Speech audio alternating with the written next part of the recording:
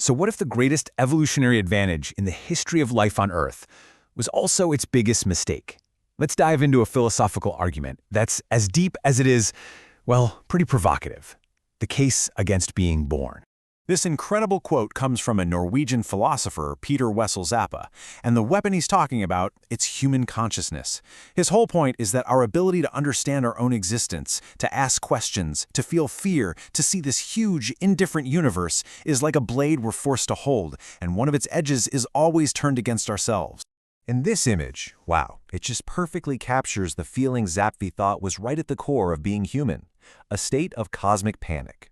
You see, an animal fears a predator it can see, but we humans, we can fear existence itself.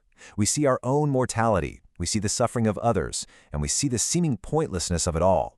And that can leave us in this constant, low-level state of dread. Now, for Zapffe, this cosmic panic isn't just a bad mood you can shake off. No, he saw it as a biological paradox, like a fundamental flaw in our very design. He believed it's the result of a dangerous evolution, a kind of evolutionary wrong turn that gave us a mind that sees way, way more than it can handle. The technical term he came up with was catastrophic hypertrophy. It's a bit of a mouthful, but the idea is pretty simple. It's when evolution overdevelops a single trait to a disastrous degree. And for us, that trait is consciousness.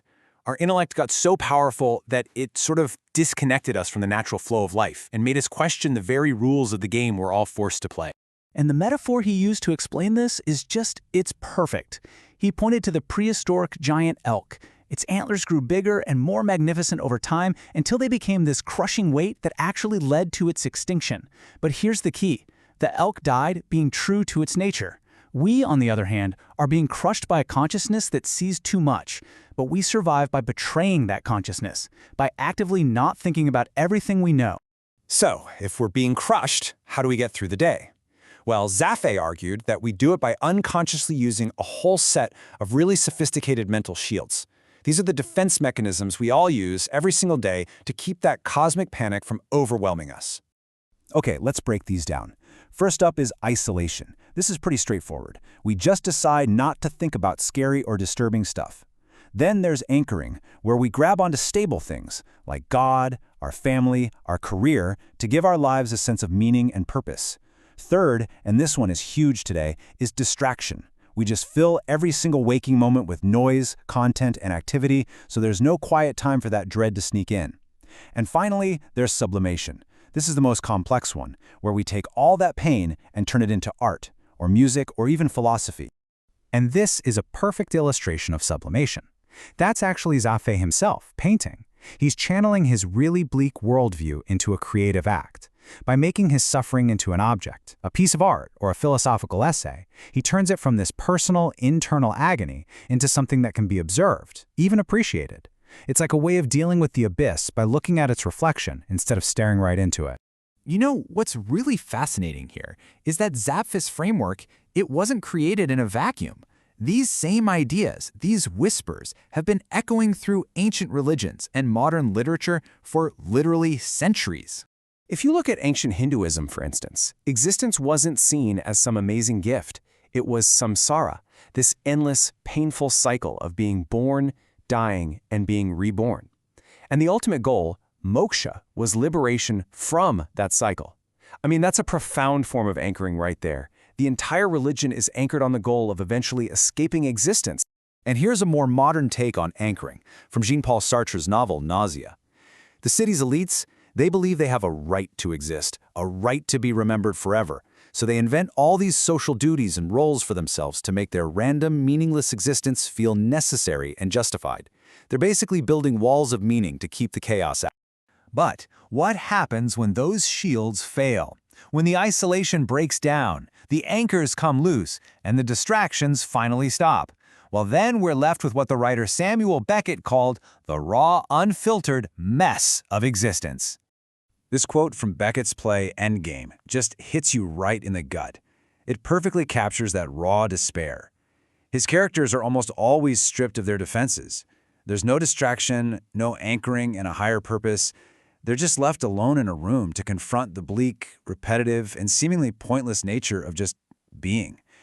And they're left to ask that very question. So if consciousness is a trap, and our ways of coping are just illusions, what's the logical conclusion? Well, this is where we get to the most radical part of this whole philosophy, the compassionate no. This is the core idea of anti-natalism, which was famously argued by the philosopher David Benatar. Now, the argument isn't about hating life. It's actually about a simple asymmetry, a kind of imbalance. A person who doesn't exist feels no pain, and they don't miss out on any pleasure. But a person who does exist is absolutely guaranteed to experience harm and pain. So from that point of view, the most compassionate choice is to not create new people who will be subjected to that guaranteed suffering. And this is a really crucial point. Anti-natalism, or what some call rejectionism, is not the same thing as nihilism. A nihilist rejects all values, believes in nothing. But anti-natalism is based on a profound value, compassion. It's a moral argument that comes from a desire to prevent the suffering that existence always seems to bring with it. And to bring this out of pure philosophy and into the real world, just look at this number. 110 million people. That's how many were killed in conflicts just in the 20th century. And it doesn't even begin to touch on disease or famine or just personal heartbreak. For an anti-natalist, this kind of staggering suffering isn't a bug in the system. It's an unavoidable feature. So this entire line of thought, it really forces us to confront the fundamental paradox of our own being.